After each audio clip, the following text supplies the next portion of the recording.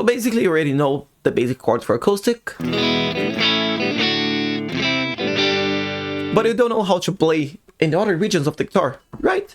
Well, if you train your bar right, you can play just the same chords with every tonality in every part of the guitar. And I'm gonna teach you how. If you're interested in, stay for the video. If you're not, you can leave. I'm joking, stay and maybe you'll learn something interesting that you didn't know about it. Yeah, let's see. My name is Pedro, and like always, Pedro plays guitars.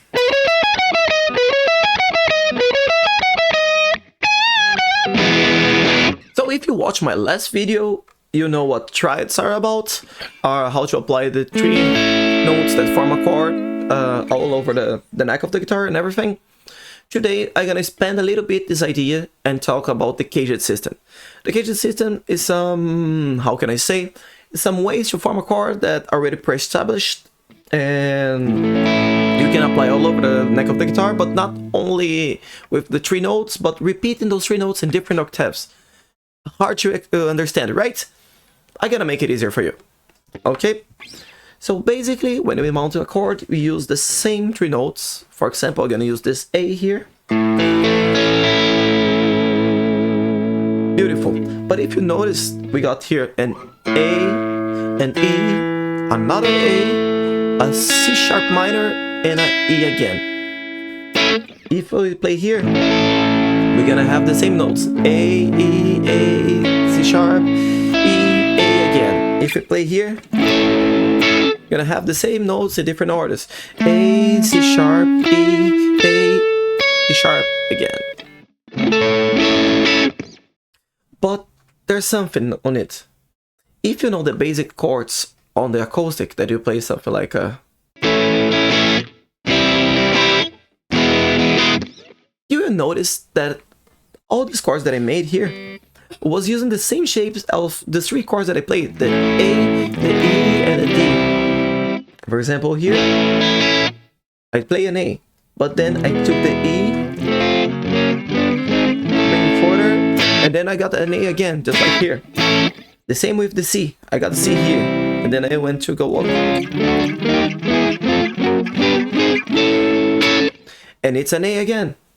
Well, basically, these shapes that is pre-established, that are good for making chords and everything, are called the caged system. And this is the full subject of this video. So basically, to get the caged system working, we need to use bar chords. We're gonna move the shapes of E, starting from here. A, starting from here. D, starting from here.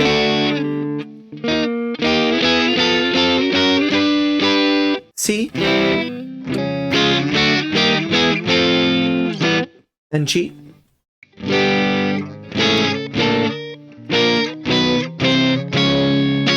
And for this, we just need to know how to recognize the root note of our caged system and apply it to the root note that we may need. And if you don't know how to localize the notes in the arm of the guitar, it's pretty simple. I'm gonna leave here this image showing all the notes, but basically you're gonna take the string name, for example E, and going down to the chromatic scale. So we got E, F, F sharp, G, G sharp, A sharp, or B flat, B, C, and so on. And you need to match this root note, the note that you want, with the note of the caged system. I'm gonna start showing the caged system, how you match the notes. I'm gonna start with the C. If you got C major position, you got the root note here in the B string, and here in the A string. So, for example, you want to make G chord with the C position. Well, you're gonna find the G or in the B or in the A. For example, I know we got a G over here in the B, and I'm gonna mount my C chord right here, and I have the G sound. And then we got the A position, where we can find the root note on the A and the G string.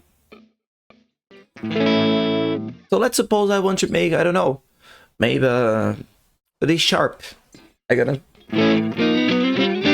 on my D sharp or here in the A or here in the G. And I'm gonna place my chord in. Here we got the sharp. Then we're gonna go for the G. The G is a funny one. I'm gonna tell some cool concepts that you can apply to every chord, but more specifically for the G and the minors. First of all, the root, we got the G and the both of the E strings, like here and here we got G, and the G string also. And let's suppose that I want to do this in, I don't know, C sharp, for example. I have a C sharp here. It's kind of uncomfortable to do something like that.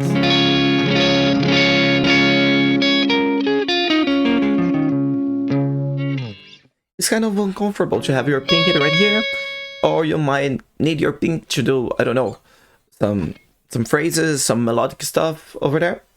So the golden rule is that you don't need to make all the notes of the chord to make the chord. We talked about that in the triads and everything. So for example, if I want to omit the low E string and have like enough and play in here,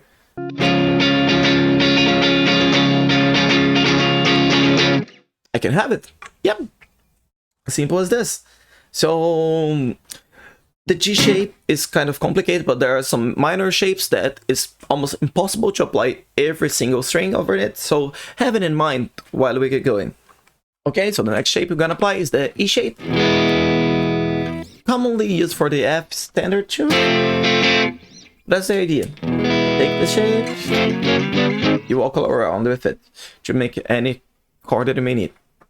From the E, we have here in the E, the low E, and the high E, and also in the D right here. So supposing that you want to do, I don't know, a G, you can have here.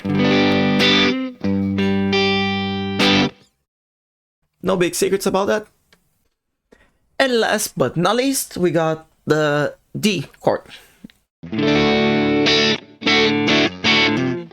The D chord, you got the root note in the D and the B. So if you find the note, I don't know, if you want to do this shape for a B, for example, I'm gonna find a B and mount my chord, or you could find here in the D and mount the same chord. And now I'm gonna explain something really interesting. Did you notice that when I do this, it looks really similar to this? Well, the caged chord is not only for make the chords where you want. It's how to move the chords among the neck if you want to, I don't know, improvise, or if you're trying to find some new arpeggios.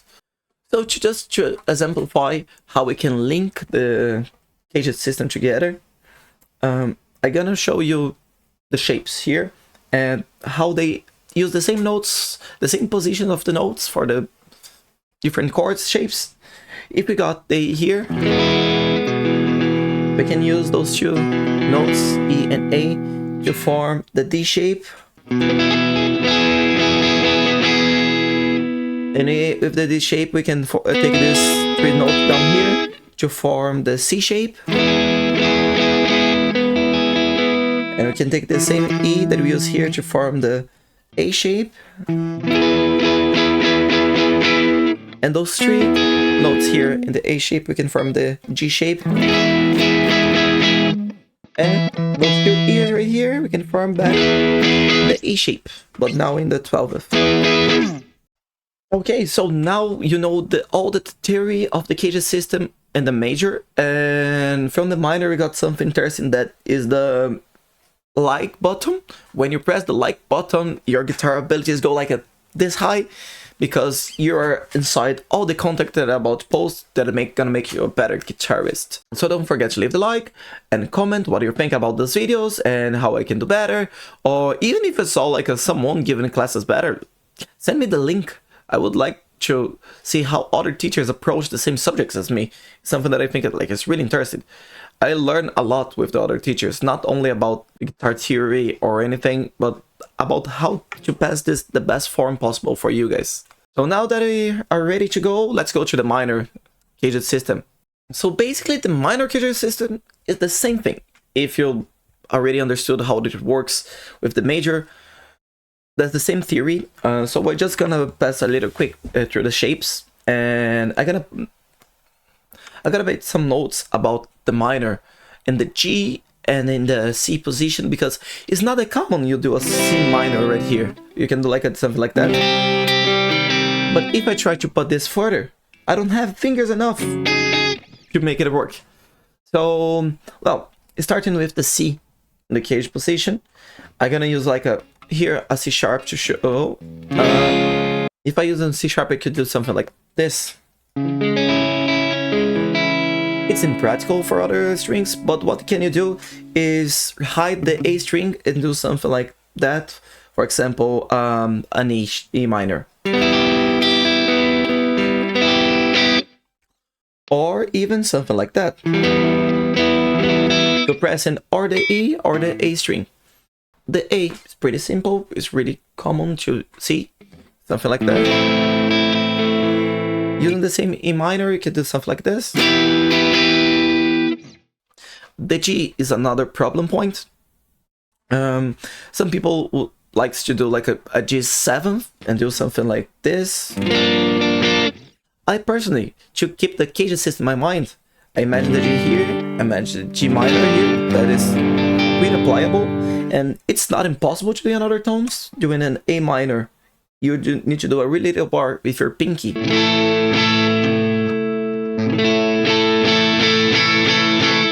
It's not impossible, it's just ultra uncomfortable.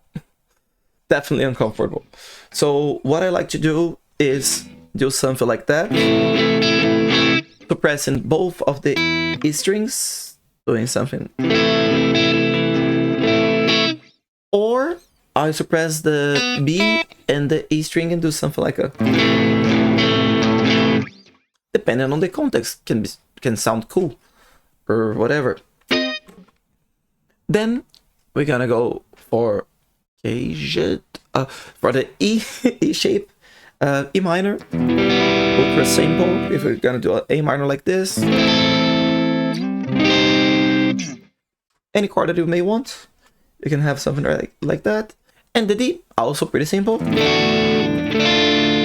Have something like this on the E, for example.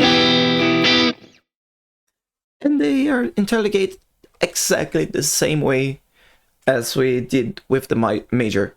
I'm gonna start with the D to show you. D minor. And from here I'm gonna have this D minor in the C shape.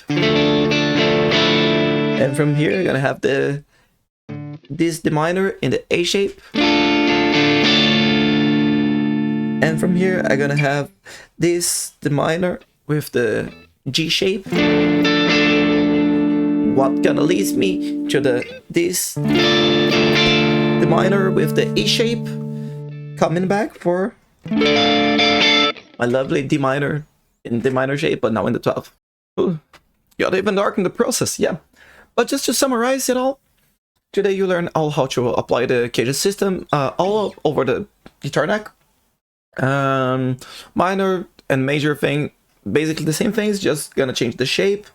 Gonna be a little bit harder to do in the minors, but not that much. As you can see, it's not impossible.